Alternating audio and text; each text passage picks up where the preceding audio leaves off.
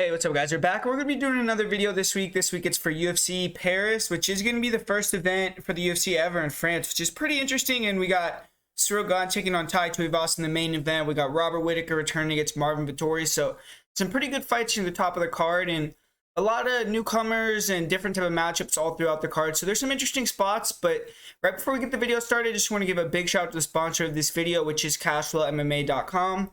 If you go to CashflowMMA.com, check out their website, you can see they have some of the best tips in the game. They are killing it this year in terms of betting. They've won a lot of units this year. They're very positive, and they've been doing an excellent job. They've been giving out a lot of parlays, a lot of different type of bets. So definitely recommend you go over there to CashflowMMA.com, join their group, and then once you start to get their tips, I don't think you'll regret it. I think you'll stay along and stay for the journey with them. So definitely check out CashflowMMA.com. I recommend them highly as one of the better people that's giving out MMA bets in the game right now. So definitely check out CashflowMMA.com.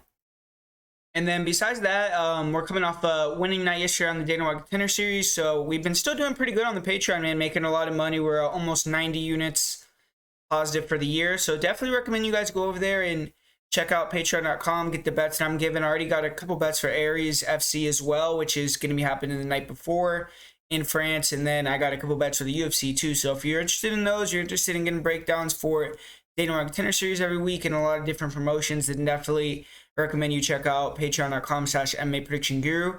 But with this first fight of the night here, we got Eileen Perez. She's going to be taking on Stephanie Egger. And this is going to be a woman's featherweight fight. You don't usually get that very often, but this is going to be at 145 pounds. And for both these girls, they have fought most recently at 35, so I don't know if they're going to end up going back down. But I know it was a short notice fight for Egger. And Eileen Perez, she's getting her shot to fight in the UFC. She was supposed to fight Zara Farn, who's a French fighter, and she was going to fight at 145, so she was getting ready to fight at 45 for this first fight because Zara Farn is a 145 fighter. But Perez is fighting Stephanie Egger from Switzerland, so it's probably be more of a neutral crowd. And like I said, Perez usually fights at 135, but Egger's fought at 145 before, and Zara Farn fights at 145. So I do think that Perez probably will still be a little bit smaller than her opponent, but she's 7-1 in her career, and her one loss was via disqualification. So you could argue she's never been cleanly defeated. And she's a fighter who's already accrued a lot of experience in her career. She won a title in her second pro fight. She went 5 rounds. She was able to defend the belt. She then went on to win another regional title in a Samurai Fighthouse promotion. And she lost that belt due to disqualification and then won it back, defended it. So she's been in multiple title fights. And she's been a finisher throughout her career. She's finished 5 of her 6 wins. She's only went to 2 decisions. And this is going to be her first fight outside of South America, and it's going to be her first fight in a major promotion. So there will be a lot of changes, but hopefully she will be ready to go on fight night. And on top of having fighting skills, she's super confident. She brings a swagger about her, and if she could put some wins together, she's marketable. You could see her already online talking trash to fighters. She was even calling out Juliana Pena and things like that. So she's definitely going to be playing some mind games with Egger on fight week, and she's a very aggressive, confident fighter in the cage as well.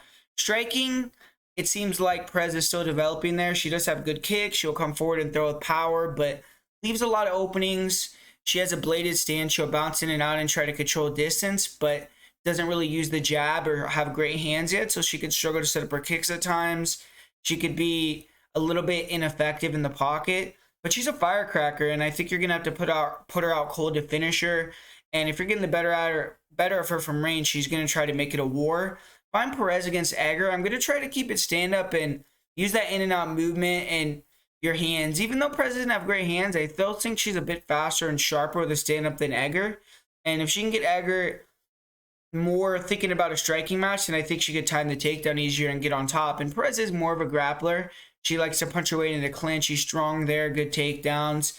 I didn't really see her shooting on the legs, and she is going to be facing a really good judo player in Stephanie Egger, so I think it would be smart for Perez to shoot more takedowns from the outside and try to shoot on the legs. But I have seen Perez time some body locks in the open mat, and I think getting the takedowns in the open mat against Egger, not against the cage and the clinch, is going to be what she has to do. She just has to kind of strike, move around, wait for Egger to overextend on her strikes, and then hit that level change. And once Perez gets it to the ground, she's gotten much better at controlling position. She has pretty effective ground and pound. Earlier in her career, you could see her going for arm bars from the mount, from the back, and losing position. But more recently, she's decided to go with more of a ground and pound approach, and it's been a more successful game plan for her. As of now, every single fight that I've watched, Perez has been able to dominate on the ground, and she doesn't slow down. She has great cardio, and I've yet to see her face a fighter with the submission threat like Egger. Egger has a submission threat even off bottom. So I think Perez is going to have to be a little bit more weary of Egger on her back and not be so, brash and going for things like low-level submissions and losing position and up on bottom, because she has to respect the grappling of Egger a little bit more than she has her previous opponents. But Stephanie Egger, she's making a quick return to the cage. She had that controversial fighter last time out where she fought Mayra Buena Silva and ended up officially being submitted in the first round with an armbar, but the ref didn't see the tap, so they had to go and pull outside officials, and one official said they clearly saw the tap, but then Egger, it seemed like, kind of accepted the loss, but after they kind of officially said she was losing, it seemed like then she started to complain. So, I mean, who knows? I think she did probably tap, but there was at least a little bit of controversy there. Just going back less than 4 weeks later, she took no damage in the fight with Silva, so, it probably is good that she's had a bad taste in her mouth and wants to get right back in there, and she's probably going to fight aggressively and try to get the win. And she's going to get to fight at 145, which I believe suits her pretty well. She's a little bit older. She's 34 years old, and she's already on the bigger side for 135. She's fought at 145 outside the UFC, so I think she'll be at home at 45s in this fight. And she's not a good striker, Egger. She's stiff. She throws slow straights and overhands. She'll throw kicks, but they're ineffective. She doesn't really set them up too well. Her defense is horrible as well. She stands very tall. She has virtually non-existent head movement. And she's 34 years old, and she started striking at an older age, and it just really shows she's not been able to become an effective striker. Very slow, loads up on all her shots, plotty footwork, and just very stiff. But she's a good grappler. She's had a ton of success at judo. She won the gold medal at the U23 World Championships for Switzerland. She was the 2019 ADCC European Trials winner for jiu-jitsu. And Egger, she likes to work her way to the clinch where she's extremely strong and tactical. She has good throws, good judo trips. And when she gets on top, she's really good. She has good control, good transitions, good ground and pound. She has good back takes. She has a couple rear naked chokes. And she can snatch the back quickly, too. I've seen her take the back and scrambles real nice. And her takedown defense is not the greatest. She definitely can't be taken down because she loads up on her punches. She stands tall. She's very stiff coming forward. Fighters can duck under her strikes and get her down. She is dangerous off her back. We saw her get taken down against Jessica Rose Clark and then hit an armbar from the full guard. But she gets tired. She slows down tremendously. And if you could take her down for about a round and a half and keep that heavy top pressure, avoid the submissions, a lot of the threat of her submitting you goes away. In her fight with Tracy Cortez, Cortez was able to circle around on the feet, get Egger to overextend, get the takedown, defend the submission, to dominate her on top. And Tracy Cortez laid the blueprint for exactly what Elite Perez should try to do here against Stephanie Egger. She needs to move her out on the outside, get Egger to chase her. Egger's only going to look for that rear cross and the overhand, maybe some kicks. And so just be ready for that at the time the takedown when Egger makes a mistake. Perez, if she can get on top, she's fought opponents with very little submission threats. So I do think that's a Rico and also a potential thing that Egger could put Perez in submission danger or even take her down or sweep her and put her on her back, where I haven't really seen Perez for that long periods of time either. But Perez just can't get lazy on the ground, especially early, and let Egger lock up an arm or sweep her. She has a ton of confidence right now, so I think that, if she gets an early takedown, she just has to be very smart in what she does. But she has a ton of confidence. Like I said, she's got a winning streak. And Egger is coming off a recent loss and kind of been up and down in the UFC. So I'm going to go with the upset. I'm going to pick the newcomer here to get the win. I think the cardio, speed, and wrestling of Perez is going to be enough for her to get the victory as long as she doesn't get caught in submission. And I think that the cardio is going to shine through. I actually see her getting a third round finish in this one. So give me a lean Perez to get the win here.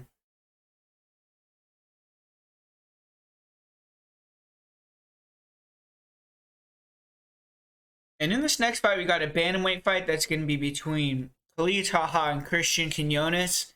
And with Taha, he had a rough go so far in the UFC. I mean, I'm not sure who his manager is, but whoever he is, I mean, he should fire him. He's Taha's being forced, and there were some absolute beasts, man. I mean, he debuted against former Cage Warriors world champion, and he was able to get some wins in the UFC as well. But he's fought Nadir Rahmani, he's fought Bruno Silva, Raoni Barcelos, Sergey Morzov. I mean, all those guys are killers, and he's lost 2 in a row, but he did actually beat Bruno Silva, which is a good win, but failed his post-fight drug test, turned that fight into a no contest, and officially his only win in the UFC is against Boston Salmon. But his last win actually came on the Holloway versus Poirier 2 card. It feels like a long time ago. I mean, April of 2019. 1-3-1 in the UFC. This is definitely a must-win fight for him, and it's going to be his first fight in over a year. So he hasn't fought in quite a long time. He was going to fight Mario Batista in February, but got forced out of that fight due to injury. And he was expecting to actually fight a Frenchman in this fight, in Taylor Lapilus, who's actually a pretty big name over there. But now he's facing Christian Quinones, who's going to be making his UFC debut. And for Quinones, he's making his UFC debut here. It's a little bit later than expected. He was actually going to fight Yusuf Salah a few weeks ago, but he had some visa issues. And I guess all that's sorted out now because they're having him go to France and fight. And the fight was supposed to take place August 13th. So unless Quinones stopped working, he should be in at least decent shape and in striking distance of the weight. He earned his contract on the Contender Series. He beat Long Zhao by decision. And overall, he has a lot of experience. He's 16-3 on a 4-fight winning streak currently. And it's time to sink or swim. It's going to be, him facing UFC level competition for the first time. And for Quinones, he's a big fighter for the weight. He has a super fan-friendly style on the feet. He pressures forward. He works his 1-2s, 3-2s. But he used to be a lot more wild and willing to take shots to give shots. And now he's getting a lot better with his distance and his kind of controlling and managing distance, being more defensively responsible. He's using his length better. He's throwing more kicks. He has real nice leg kicks. He is hittable. He holds his hands low, but his length makes him difficult to hit, and he's good at rolling with punches. He also has a great chin. One thing that has caused him issues is body shots, and his loss to Cristino Souza. He got hit with a lot of body shots, got hurt to the body, and then got knocked out. That fight was 6 years ago, so I'm not saying it's the same fighter that he is back then today, but he definitely, I feel like, in my opinion, I think you should attack the body on Quinones to open up the head, because I think Quinones is a super tough guy, and it's going to be hard to knock him out with headshots. But head movement is the main thing for Quinones to work on. He needs to get a little bit better at, slipping shots, and then he's going to have a real solid striking style because he's getting more composed, better at keeping it long, and he already has pretty good kicks and decent straights. And if you watch his fight against Donnie Matzo to win the UWC title, and then watch one of his fights at Combate or before then, you would be pretty impressed with the improvements he's made. So I anticipate that Quinones is only going to continue to level up. And he's primarily a wrestler and a grappler. He'll pressure guys to the cage, does a good job shooting doubles, good singles, and then he chains takedowns together fairly well too. And on top, Quinones isn't the greatest with his control, or he's not too dangerous, but he has the cardio to hit constant takedowns. He did struggle with the sweep game of Victor Madrigal, and he ended up getting his back taken in a real strange scramble and choked out. But that's the only submission loss on his record. His takedown defense, I would say, is good but not great. But he's hard to hold down. He's good at getting back up to his feet. And most of the time when he gets finishes, it's through him pushing the pace. He doesn't really have like a high-level submission game or big power on the feet. He just pushes a high pace. He's aggressive. He can mix it up. And if he gets fighters tired enough, he can make them wilt and then either submit them or TKO them. In this fight, he's going to have the cardio advantage by a pretty wide margin. And I think he has to try to push the pace, use leg kicks, stay long on the feet, use more wrestling, and try to force Taha to be more in a grappling match, because Taha does slow down in that scenario. And when you watch Kali Taha, he's a dangerous power striker. He has some high-level experience. He's a tank. He comes forward. He has heavy hands, big hooks, good body-head combinations. That left hook is super dangerous from Taha. And he wants to just get into a brawl in the pocket. He wants fighters to stand and bang with him. Super durable. He throws heavy. He definitely struggles against guys that have good movement, that control the range. I would say his leg kick defense is not the best. And he can get clipped with some big counters. But he has a good chin as well. He's very tough. He'll keep coming forward. And he's dangerous on the inside. He has good knees, good elbows in the clinch. He has decent takedown defense, but not great. And when he gets taken down, his get-up game early is okay, but as time goes on, he starts to accept bottom position, get tired, and he could take damage and keep coming, and he's a tough guy. He's not going to totally quit out there, but definitely slows down a little bit. And I think this fight stylistically favors Quinones. He's going to be the longer fighter. He's going to have better movement. He has good discipline, ability to control range. The leg kicks for Quinones, I think, are going to be effective. And he should be able to stick and move to good effect. I think wrestling is going to be a part of the game for him. And if he can hit some takedowns and get on top, it'll go a big way towards winning the match. Taha's going to have the opportunity to catch a one-punch knockout, especially if he could rip that body effectively early. But, I feel like Quinones, even though he didn't have a full camp, he should be in shape. He was getting ready to fight, and the UFC probably told him, if you can't get your visa in time, I'll try to get you on a card pretty quick, because they've been able to do that. And I still think he should be able to get the win, even though he's coming in on short notice, having to travel to France. He hasn't fought in a while, Taha, and he has 2 losses in a row. I think that Quinones, even with the travel and the short notice, is going to be able to pick up the win here. So I'm going to go with Quinones to get the win by decision. I just think he's going to be able to keep the range, mix in some takedowns, and get that decision victory. And moving along through the card, we got the first French fighter on the card with Benoit Saint-Denis, and he's going to be taking on Gabriel Miranda. And this is a good fight. I'm a fan of Benoit Saint-Denis' style, and Gabriel Miranda, he's going to be making his UFC debut here. And I thought that Denis might have taken a life-changing beating against Eliseo Zaleski dos Santos, but he returned against Nicholas Stoltzfus, and he showed no signs of diminishment. He had that same animal instinct, same aggression. He wasn't deterred at all after all the damage he took against Zaleski. And he's going to be fighting in front of his home crowd here. For someone like Saint-Denis that was in the French military, I think that's going to mean a lot to him and really pump him up. His opponent, Gabriel Miranda, this is going to be a short-notice fight for him. He's replacing Christos Giagos. He's fighting for the first time in France, but he has fought in multiple countries before, even though this is going to be his first UFC fight as well. But Gabriel Miranda, he reminds me a bit of a lower-level version of maybe like a Joel Alvarez. Just like Alvarez, Miranda has a ton of submission wins, 15 submission wins out of 16 pro wins to be exact. But he doesn't really have that wrestling. He's more of a guy that on the feet, he's long rangey, pressures you, uses that pressure striking to force bad shots and then hit submissions. He will wrestle in more of his recent fights. I've seen him get a couple takedowns, but the level of competition has been low. And I don't think he's going to be able to take down UFC level fighters or most UFC level fighters. But Miranda, he seems a little bit slow, like I said, but he will throw 3-2s, 1-2s. He can get in the clinch and mix in some big hooks, big knees. And he's good in the clinch. That's probably where he's at his best with the knees. He's a submission specialist, obviously, but not really a wrestler. Most of the time when he gets a submission through, either via guillotine or off of his back. And in his last couple fights, he's gotten body locks or time takedowns off kicks, but even when he gets on top, he usually will lose position and end up on bottom. He's just that kind of grappler, and he has zero pulling guard, and you see like his style isn't really conducive to winning fights by decision. 0-4 in decisions, and it has a lot to do with him pulling guard, being on bottom, laying on his back, letting fighters kick his legs, and falling down, failing takedowns and pulling guards so much. It's a bad look for judges sometimes. And for his opponent here, Benoit Saint-Denis is a southpaw grappler, very intense guy, extremely tough. And on the feet, he's stiff, but he's super aggressive.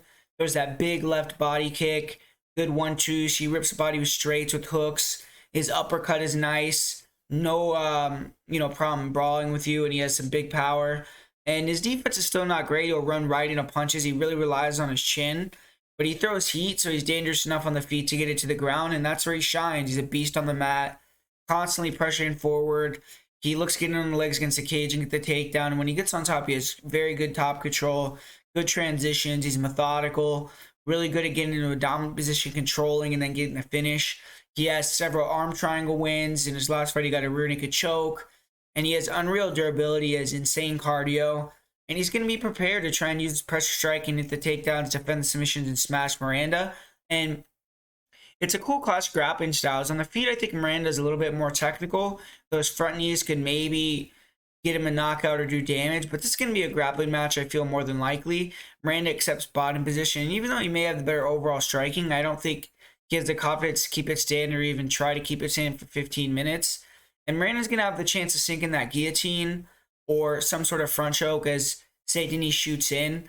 But I feel like St. Denis is too heavy, too technical to be caught with the submission if he gets on top. I'm not sure how aggressive St. Denis is going to be on top due to the fear of being swept or submitted, but I think he could get the win at the very least. And I think with his style, he could be aggressive and get into a dominant position potentially and even finish Miranda. So money line, I think Miranda has some value, but I'm going to go St. Denis as the pick, and I think that he's either going to win a comprehensive decision or get Miranda out of there in the second or third round.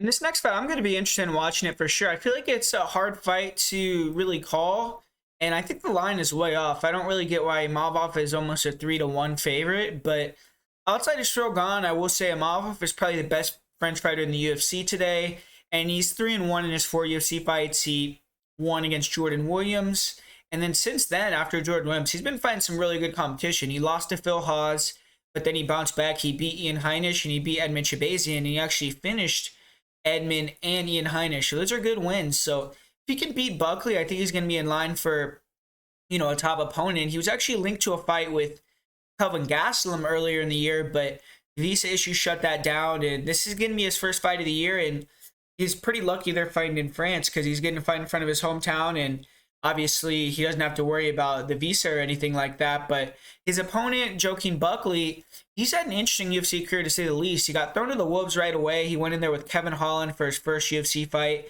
and he was doing pretty well in that fight. He got caught and put to sleep in the third round, though, after I believe he was winning the first 2 rounds on the judges' scorecards. But he rebounded with 2 knockouts after the Holland fight. He had that highlight reel KO over Impa Kasanganay. And then in his 4th UFC fight, he suffered that second knockout loss. He got head kicked against Alicio de Chirico. And a lot of fans went off the bandwagon after that. And Buckley's career kind of stagnated. He's rebounded with 3 wins in a row. And in his last fight, he did get a win over a 2-1 underdog in Albert Duraev. But I feel like he hasn't quite raced that same star level he had after that knockout over Impa. And he's been pining for these higher level fights. He called out Darren Till. He's been calling out some big names online. But to get those type of matchups, he's going to have to beat Imavov. The winner of this fight is going to be a big prospect in the division. Both of these guys are under 30. And both of them have done really well and have a lot of promise in the UFC. And they fight in completely different styles. And it's going to be interesting to see how they match up with Nasri Imavov. I really, really am impressed with this guy's improvements. If you go and you watch his first 2 fights, like his fight with Jordan Williams and the fight with Phil Hawes, and you see his grappling in those fights, I mean, he had no ability to get off the cage. I mean, his pummeling was non-existent, and his takedown defense was pretty bad. And now if you watch his fights with Ian Heinisch, his fights with Edmund Shabazian, he still got taken down a couple times in the Edmund Shabazian fight, but he's working back up to his feet quickly. He's very hard to hold down. Great scrambler, and he's getting really good at wrestling offensively as well and, creating scrambles and getting on top. And he's become a lot better grappler than he initially was when he joined the UFC. But I still think, with Joaquin Buckley, if I was him, I mean, the game plan is pretty much out there. With Imavov, he's a guy that, he's called the sniper for a reason because he likes to sit back and pull counter, and he has really good distance control, really good speed and footwork, and he just kind of slips and or pulls and lands those counter shots and can really hurt you as you're coming forward. But I don't necessarily think he has that like one punch power on the feet. And we did see in his fight, for instance, with Jordan Williams and with Phil Hawes, if you're an explosive fighter that's willing to press forward and kind of back him up, you can push him backwards, get him against the cage, hold him against the fence. You could land some big shots in those blitzes. And, it's going to be up to Buckley to be able to use that feint game and, use his speed, use his explosiveness to close the distance in a good way, not get hit with those counters, not allow Imavov to touch him and circle out and kind of get ahead on points. And obviously with Buckley, you always have to worry about him having a little bit of a chin issue. I think out of these 2 guys, Imavov is definitely the better striker, technically and more durable. It's just Buckley probably has that explosiveness and power advantage if he can connect flush. And I think that he's going to be the guy pressing forward, trying to push the opponent backwards. And I think if Buckley wins this fight, though, it's going to have to be with more grappling. He's going to have to get him against the cage. He's going to have to control him against the fence with the strength, maybe hit a couple of takedowns.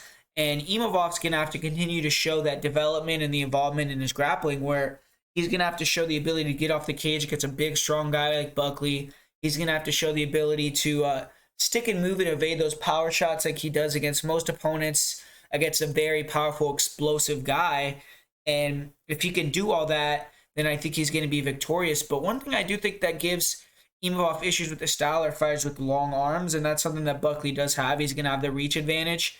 And I think Buckley's a live underdog here because he could blitz and land shots on Imavov, and I also think he could maybe use his strength to control him a little bit. But I've been very, very impressed with the improvements in Imavov's grappling, and I think that could be the difference in this fight. I think that Buckley could go in there and think he could out-grapple him, and Imavov could surprise and put Buckley on his back and get a little bit of a better of the wrestling exchanges.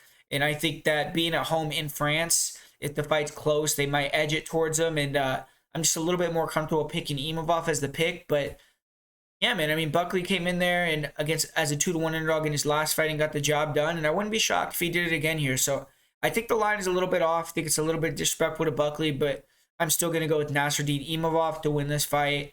And I'm going to say that he wins by decision, but there's always a chance that he can get Buckley out of there with the TKO as well if he lands those punches right on Buckley's chin. So I'm going to pick Imavov by decision as my official pick. And we got another UFC newcomer in this fight with Michael Figlak. He's going to be taking on Zeon.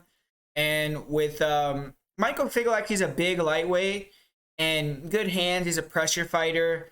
Kind of has a counter-striking style. He likes to feint, come forward, wait for fighters to throw so he could slip and counter with the 3-2.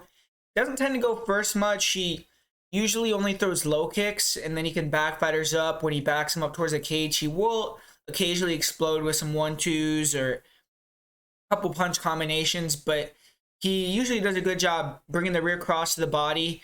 In the fight with Zeon, I think attacking the body of a tall fighter is going to be a good thing to do. And with a pressure fighter like Figlak, who's going to be looking to slip and counter, someone with a good jab or a good cross is going to give him issues.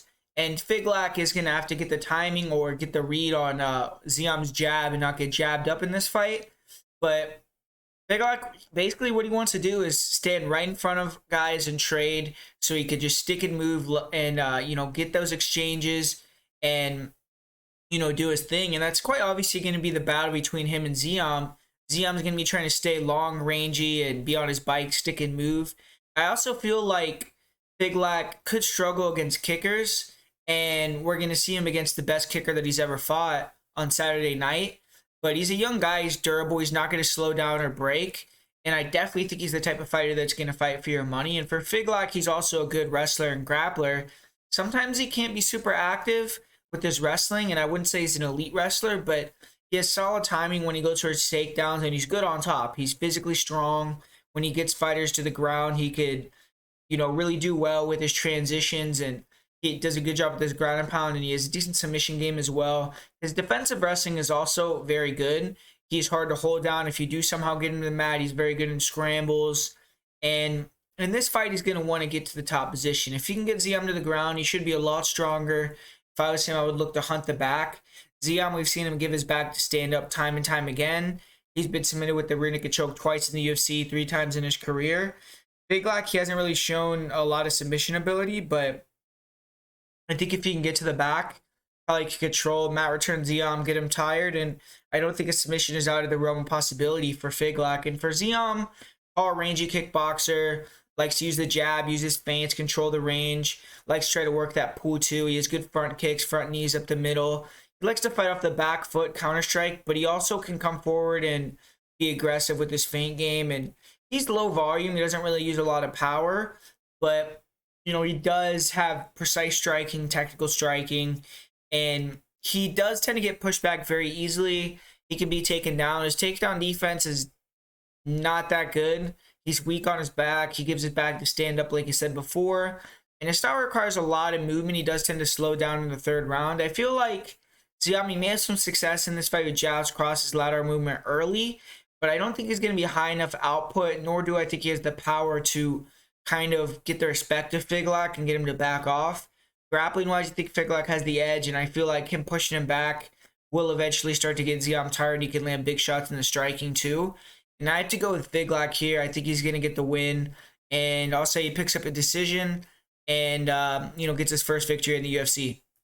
And with this next fight, we got Dustin Stoltzfus. He's making his return. He's going to be taking on Abusipian Magomedov. And for Abusipian, he's making his UFC debut after several botched attempts at debut. And he was first signed and scheduled to fight in the UFC in December of 2021. That fight never happened. He had 2 other fights this year that didn't materialize either. So hopefully he can get in the octagon this time and compete. He has competed in KSW. He's competed in PFL. So he used to fight in big promotions against decent fighters. His last win was against a 12-0 opponent, but this is going to be his first fight since December of 2020. And being only 31 years old, he should not look too much worse for wear, but it's something to think about. And Magomedov still has a lot to prove. Most of his wins are low-level wins. His only loss in the last 6 years, though, was to Luis Taylor, who is a PFL champion. And for Abusipian Magomedov, he's well-rounded. He's a fun guy to watch. He's a Dagestani fighter who trains out of Germany, coincidentally enough, same as Stoltzfus. And on the feet, he's 6'2". He's a 78-inch reach, so pretty rangy. And he likes to use a lot of switch stance attacks. He has good footwork, controls range with the jabs, with the feints. He has hard body kicks. I've seen him finish multiple fights with body kicks. Good pressure, good in and out, and decent boxing with, long, straight punches. But if you can get inside of his kicks and punches, not really the best boxer in the pocket, and does kind of float his chin out there.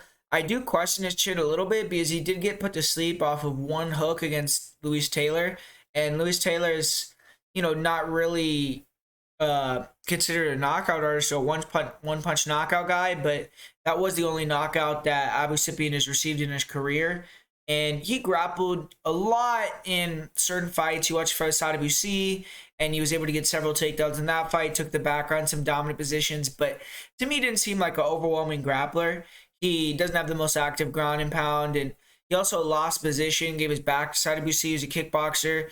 So against Stoltzfus, who's a pretty skillful grappler, I think he may want to keep it standing in this one and then use the takedowns at the end of the rounds, the seal rounds, but not really spend a ton of time in the grappling realm here because I think Stoltzfus is a little more skillful there.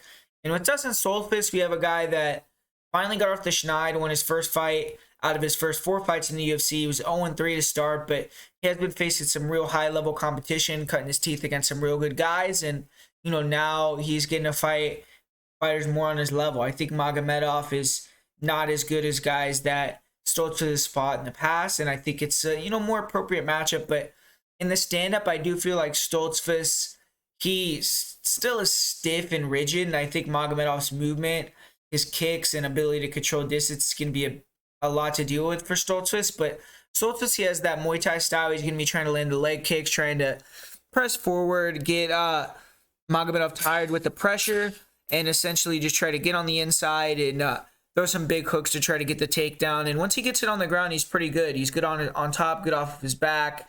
He showed that, he can control a really good grappler like Gerald Mearshart for almost 3 rounds. The thing about Stoltzfus, his last fight looked like he might have corrected it a little bit, but he's had some cardio issues through his career. He's gotten tired in that 3rd round, and that's led to him getting submitted twice in the 3rd round. So hopefully he shored that up, and he's going to be in better shape here for this fight. And I honestly feel like this is another fight where the line is off because I don't rate Magomedov quite as highly as the odds makers do. I think that, he's a little bit flawed on the feet and on the ground, and his chin is a little bit questionable. But I do feel like his speed advantage is going to be very pronounced in this one, and I think he does have a striking edge. I think even though his grappling might not be as high level as Stoltzfus's, I think his wrestling is higher level, and I think he can control whether the fight stays standing or gets to the ground. So I think Stoltzfus is going to struggle to get to the top position. I think he's going to struggle with the speed, the movement, and I see it being more of a striking fight. So ultimately, I think that Magomedov is going to be able to get the job done here. But I'm interested to see how Magomedov looks after the layoff and just everything that's gone on. I don't know. I have no idea why he hasn't fought almost 2 years. Maybe it was a USADA thing. I'm really not sure. He had those botched attempts in the scheduled fights, but it's interesting. So we're going to see how Magomedov looks and everything like that. And I'm still going to pick him here, but I am a little bit trepidatious about this pick. This is, one where I think the underdog could potentially pull it off. And this fight right here, this is an awesome fight in the featherweight division. Charles Jourdain taking on Nate Wood. And Nathaniel Wood, this is going to be his second fight at 145. I still feel like he's a little bit too small for the weight, but when he went in there against Charles Rosa, he looked good. He handled business in that one. And he came back off a long layoff for the Rosa fight, so I think he's going to be a little bit sharper even than he was back then for this one, and be a little bit better with his striking, with his grappling, and everything.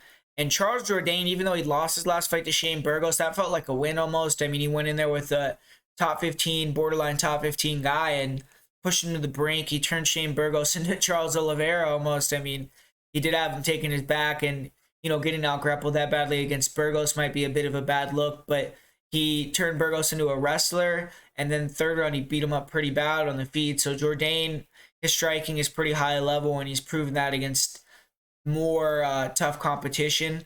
And Nathaniel Wood is an interesting matchup for him, though, because he does a few things that Jourdain struggles with. For instance, he's a pressure fighter, and Jourdain, he's good at kind of blitzing in against pressure guys, but he can't match that volume all the time. He likes to more, you know, keep a real high guard, block a lot of shots, and I think he kind of tries to let guys blow out their gas tanks by, you know, being a little bit defensive, moving around, blocking a lot of punches, not taking a lot of damage, but just kind of letting guys hit his gloves and kind of wear themselves out, hit his guard. And then he'll just explode with these blitzes when he sees the entries and land these big crosses, big straight shots, you know, big hooks, flying knees. He'll land Superman punches, real creative striker.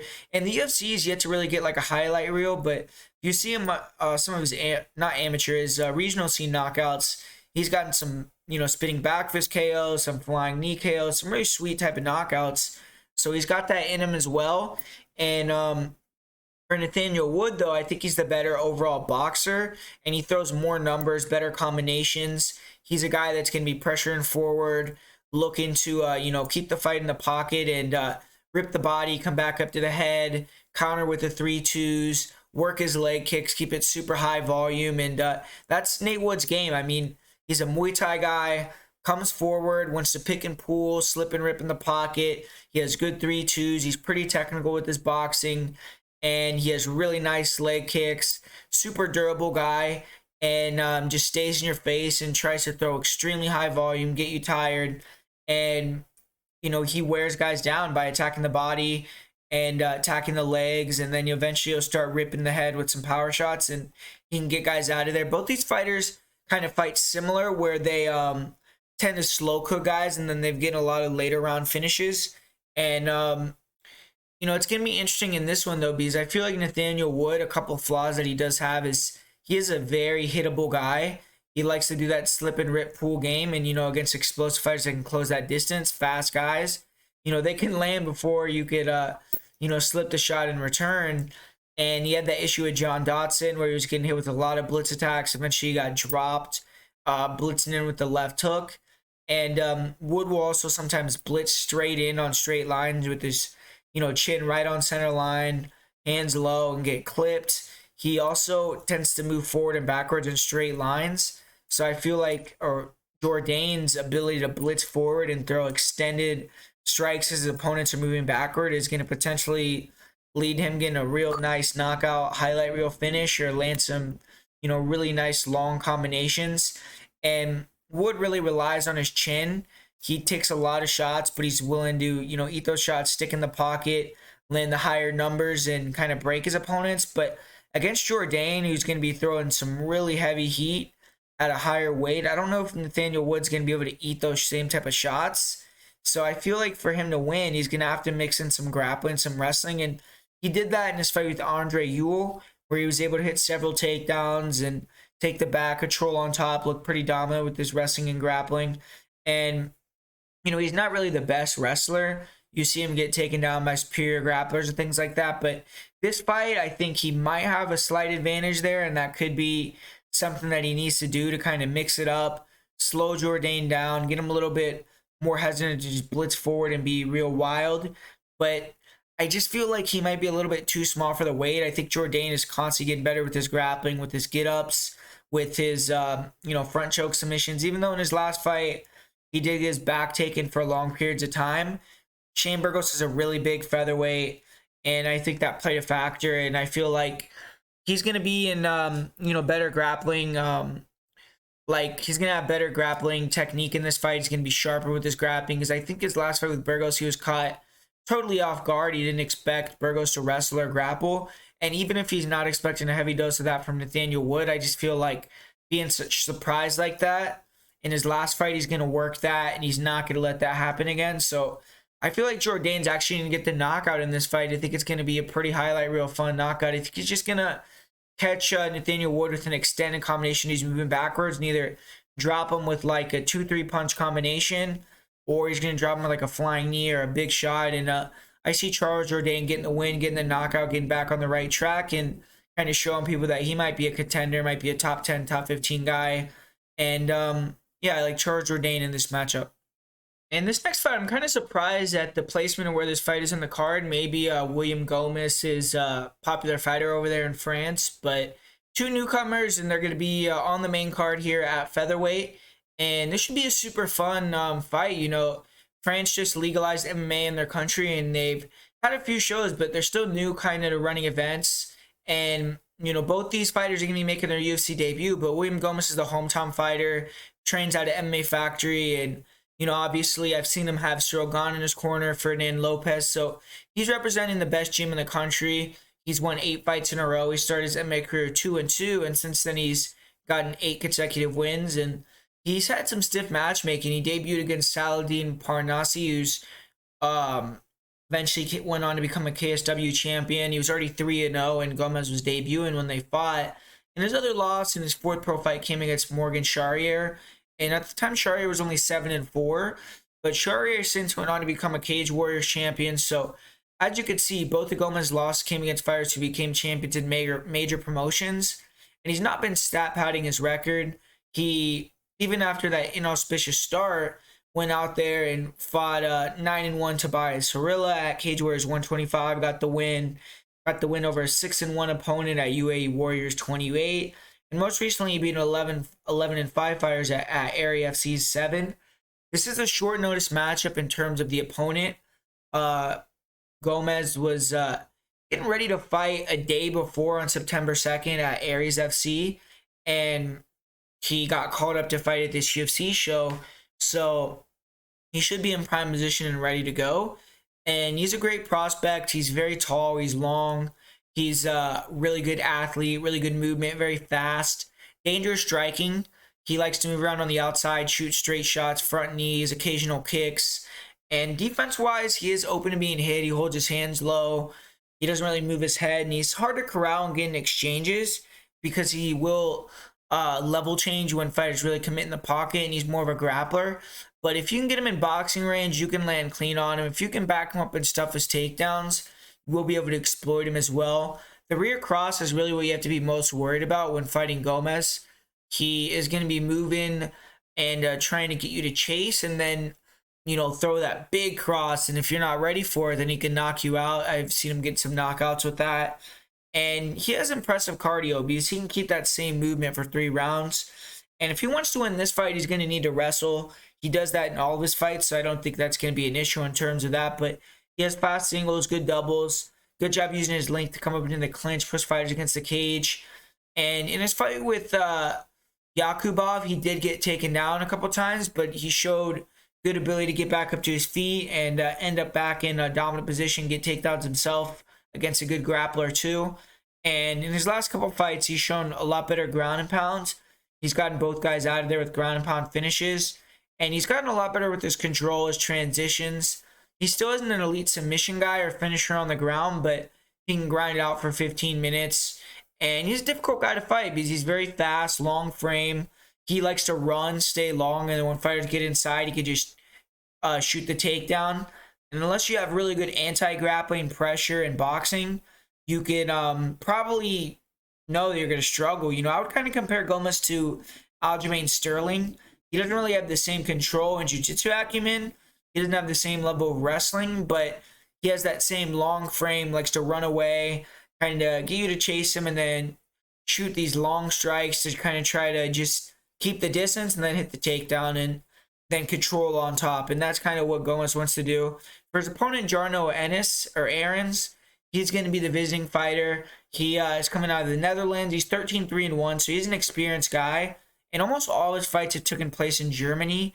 He had a couple of fights in Belgium and then one fight in the UAE, but this is going to be his first trip to France. And he's coming off a victory less than a month ago on August 6th, so he fought very recently. He was able to get the decision win over a 7-2 fighter on that night. And he's been up and down. He's only won 2 fights out of his last 4. He had a draw and a loss in there. And his first 10 fights were all victories, and they came against bad or inexperienced fighters.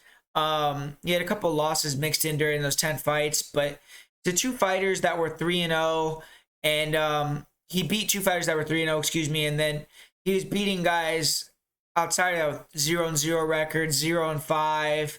He fought the same opponent, Jourdain Rodriguez, who the first time they fought, he was 16-21, and then they fought a year later when Rodriguez was 16-24. So clearly there was padding of the record going on there. But since July of 2021, he's taken a step up in competition.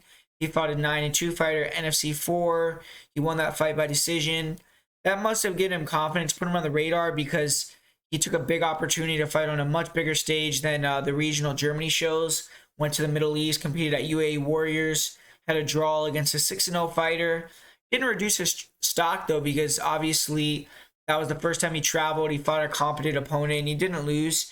And then he came back, and he got a big win. He knocked out Max Koga, who he's a pretty well-known fighter over there in Europe. And he's 1-1 so far in 2022.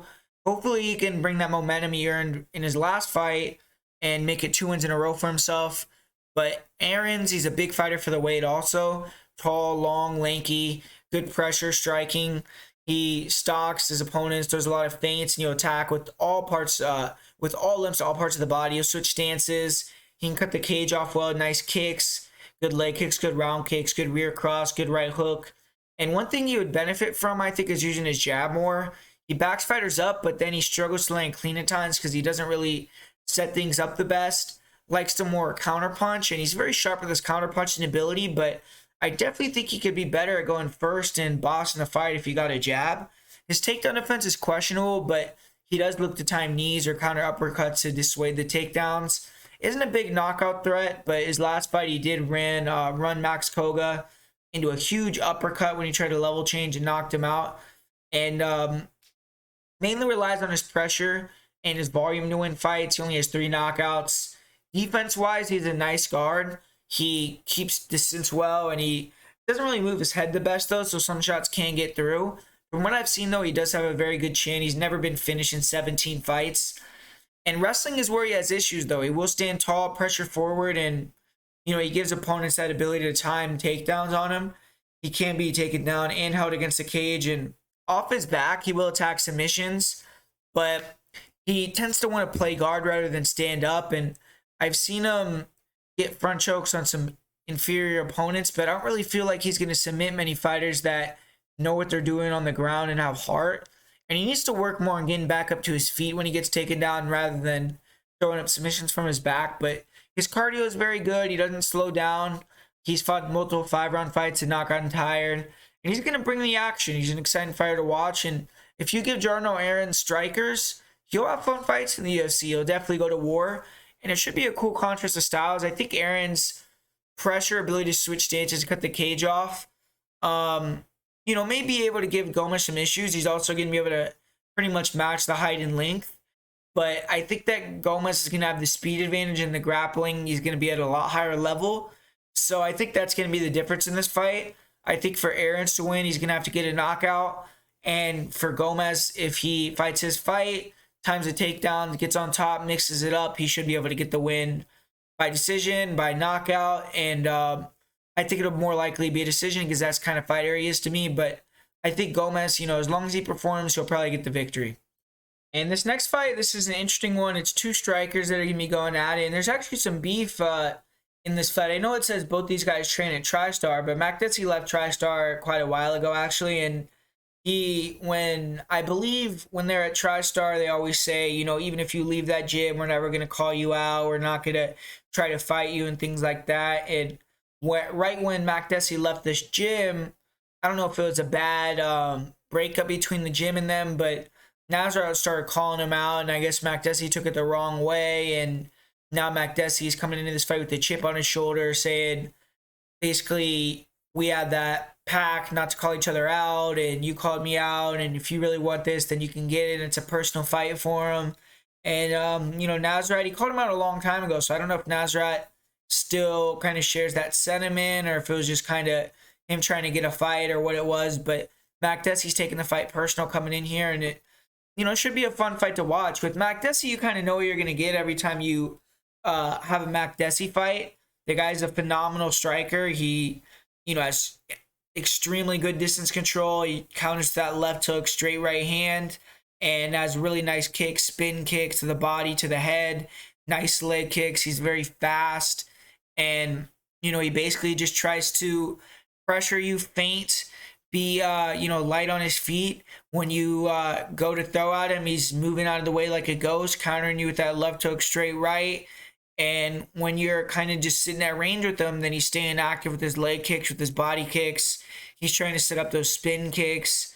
And, he's just always kind of giving you different looks and feinting and being active with, his footwork. He could switch stances. And his grappling, he doesn't really look to wrestle, but he has pretty good takedown defense. He has good ability to control distance anyway, so it's hard to, time that takedown and get in on him. But one thing about him is if you don't really make it a fight and give him something to counter, if you use your feints too and kind of stick at range and kick his legs, and then, when Makdessi goes, you try to blitz in and throw like a punch combination and just stay a little bit ahead on the numbers, then, Makdessi struggles with that. We saw him lose that decision at Francisco Trinaldo where not a lot happened. And another thing about Makdessi is he does tend to sometimes dip into kicks. We've seen him get knocked out with the head kick against Cerrone. We saw him get caught with that spin kick against Finada. So there's some things that Makdessi does, and he is getting older. He's 37 years old, and he kind of started to fight like a once a year type of thing. His last fight, he had a really good performance, though. He went in there against Ignacio Bahamondes, and Bahamondes was kind of coming forward chin high and giving him those opportunities to counter, and you can't do that against Makdessi, man. Makdessi was timing that jab perfect, timing that left hook, and really just piecing up Bahamondes as he came in. He hurt him multiple times, but Bahamondes missed weight entering that fight, and I think his chin and just overall fight ability wasn't at 100%. And, I also feel like Bahamondes is an inexperienced guy a little bit. But with Nasrat, he is, been on a losing end of some fights recently. He's lost 2 in a row.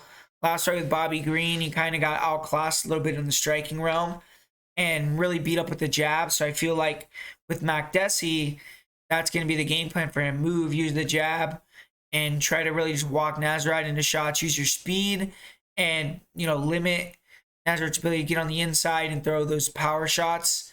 But with Nasrat, I feel like he's a lot better with his feints and pressure. He does a good job of not just blitzing in and, being easy to get countered and things like that. I think he's going to be a lot more tricky than Bahamondes. He's also southpaw, which is an interesting look, and Makdessi has struggled a little bit with southpaws. You saw with, obviously, with Cerrone, with Francisco Trinaldo. So I would be trying to work those left kicks too, like left body kick, left high kicks, and just make sure to feint a lot. Get Makdessi to go first, and then when Makdessi goes first, counter the counter, and just try to be smart. Don't let him get ahead with kicks on the outside, and don't run into counters. And you probably should be the sharper boxer. And he's a younger guy. I think he's going to be the guy that could take more damage. Makdessi has broken his jaw multiple times and had some bad knockout losses.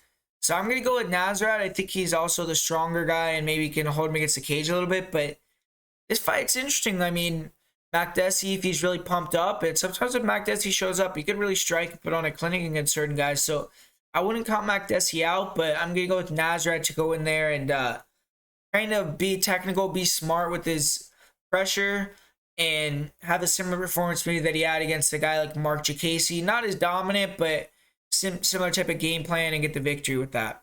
And this next fight, let's go to Chirico against Roman Kopylov. I don't really have a lot to say about this fight. I think it's a pretty low-level fight. I feel like this fight should be the first fight on the card. It's like the next fight to the co-main event. I don't really get it, but the Chirico has been in the UFC for a long time, and recently he hasn't been able to get a lot of wins. 1-4 in his last 5. Kopylov, he's been in the UFC for 2 fights. He's 0-2, and you know, Kopylov, I feel like he's a decent striker. Like, he's fast.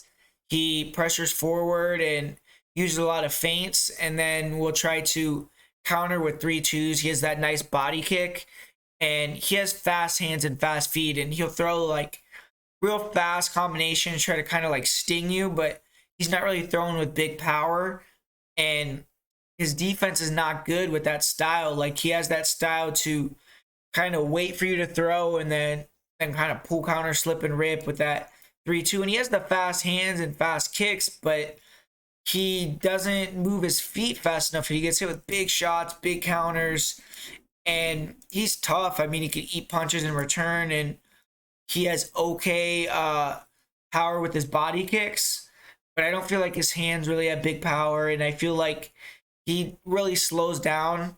If you pressure him and you kind of just, you know, force more exchanges, get past that 3-2, you could really start to get the better of him. But with Alessio Di Chirico, he's a guy that's a frustrating fighter to watch because he can really be low volume. He could press forward, get in the position where he wants to get back guy up to the fence, you know, get him in a vulnerable spot where he could land shots on him, and just doesn't let his strikes go. And his fight with Kevin Holland, I mean, probably the best, you know, showing of that, where he had a guy that had a, you know, severely hurt leg in the 3rd round. He couldn't take advantage of it, lost the fight.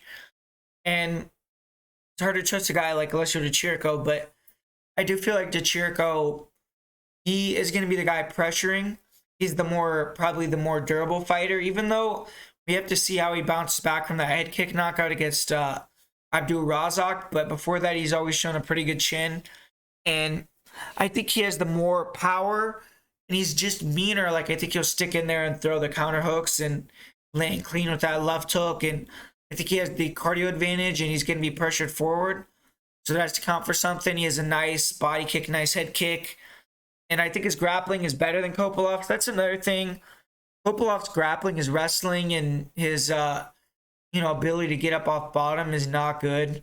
So I mean, I'm gonna have to go with Chirico because I think he has the cardio advantage, the grappling advantage, probably the striking edge by a slight margin. It's just he throws such low volume, and Kopylov is faster.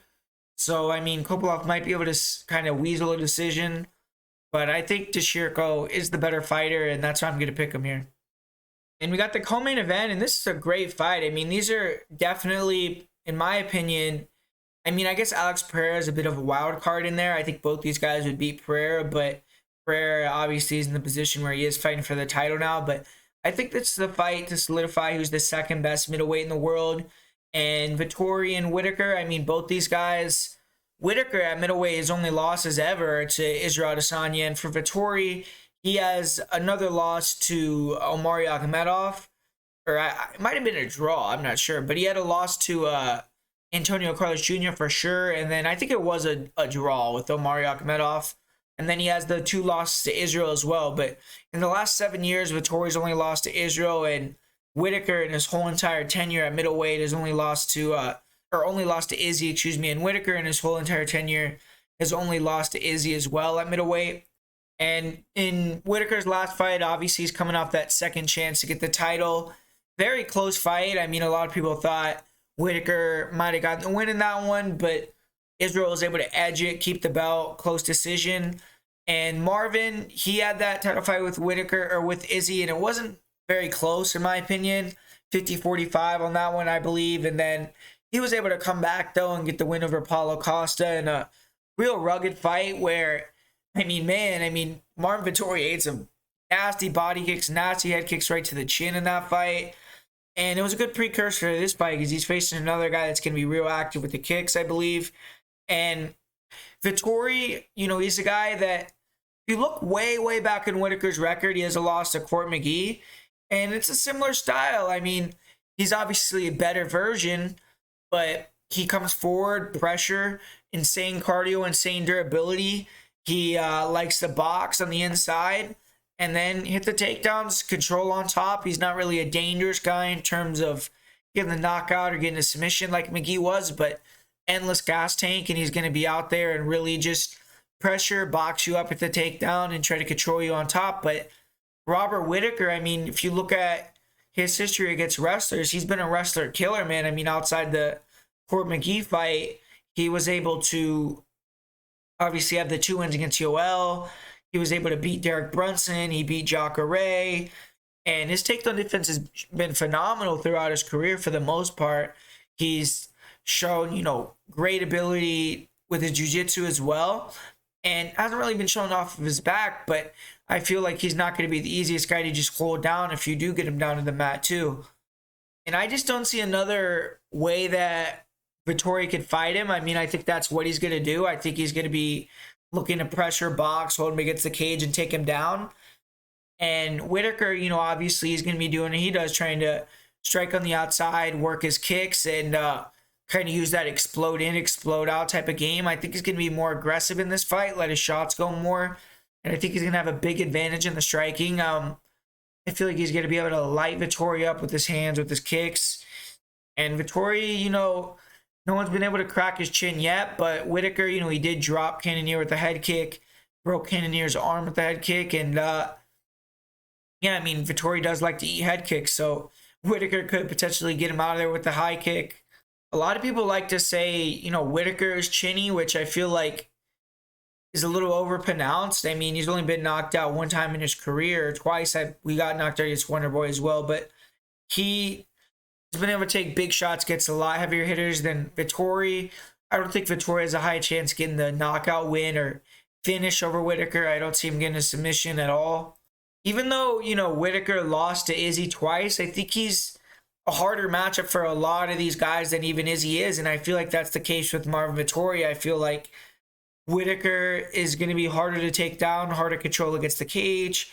He's going to be, just as lethal with the striking on the outside and have, a big advantage over Vettori there, just like Israel does. And I think that's going to be the difference in the fight. I think Whittaker's going to control the range, defend the takedowns, beat him up, keep his back off the cage, and either get that head kick knockout or decision win. And I mean, it's so hard to pick Vettori to lose by KO because we've seen him absorb so much punishment. So leaning more towards the decision for Whittaker, but I feel like Whittaker definitely should win this fight.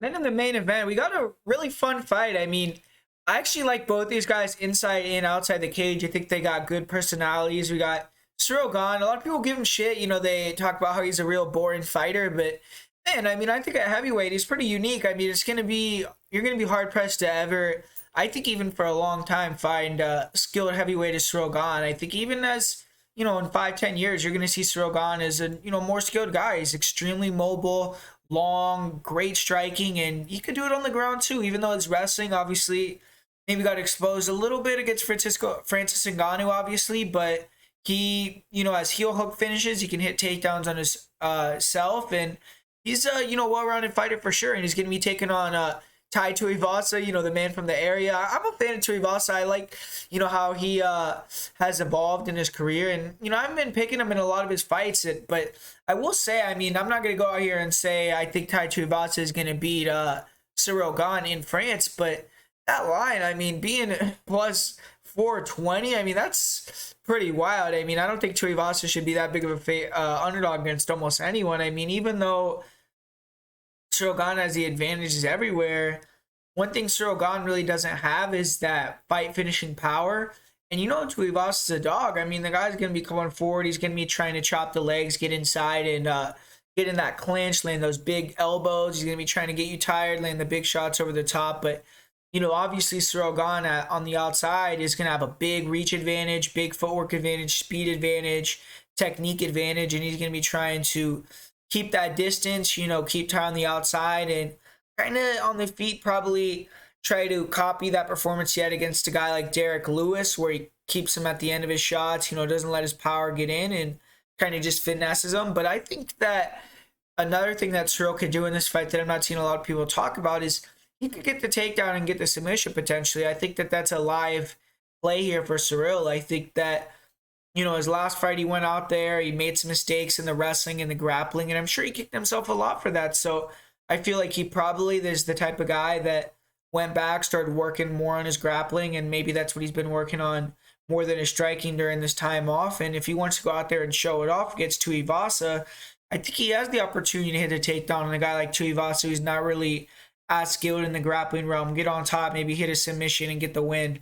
And, we've seen Tuivasa make big mistakes on the ground against guys like Sergey Spivak. We've seen him throw punches when he was fully mounted against JDS, looking completely lost. And I definitely think Cyril is at a much higher level in the grappling. And even though he could probably, hit and not get hit and have a fun striking fight, he is in definitely more danger on the feet than he is if he can get the takedowns and control on top. And one thing about Tuivasa that I think is very impressive that a lot of people don't give him credit for is the guy's only 29 years old, man. I mean, he's beaten Derek Lewis and he's up here with these higher upper echelon guys. And Cyril, too, he's 32, but being this young is usually an abnormality when you're this, fighting this high guys up in the rankings at heavyweight. So Tai Tuivasa is going to be here for a long time, and he's going to continue to evolve and get better. And I think people kind of sometimes diminish his ability to, level up and, show up in these performances as he gets higher level opponents. But I do think I agree. I mean, this is a very tough opponent stylistically. It's a guy that's not going to give him that brawl type of fight that he wants, and he has the length and speed and footwork advantage. He also has the grappling advantage. So, I mean, obviously, Tuivasa should be an underdog, but I think Cyril Gane, his line's getting a little bit out of hand there at almost minus 600, but I'm going to pick Cyril Gane to win by third or fourth round submission in this fight, actually. I think he's going to kind of pot shot Tai, get a little bit tired, and then get a takedown maybe in the third round, wear on him, and then get another one and get the submission. So I'm going to go with Cyril Gane, and I'm going to say he actually gets a submission win in this fight.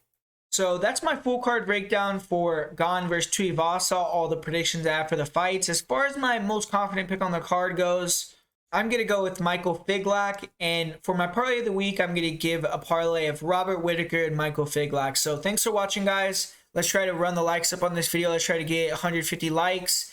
Put some comments down below. Tell me what you think about my picks. Do you agree? Do you disagree?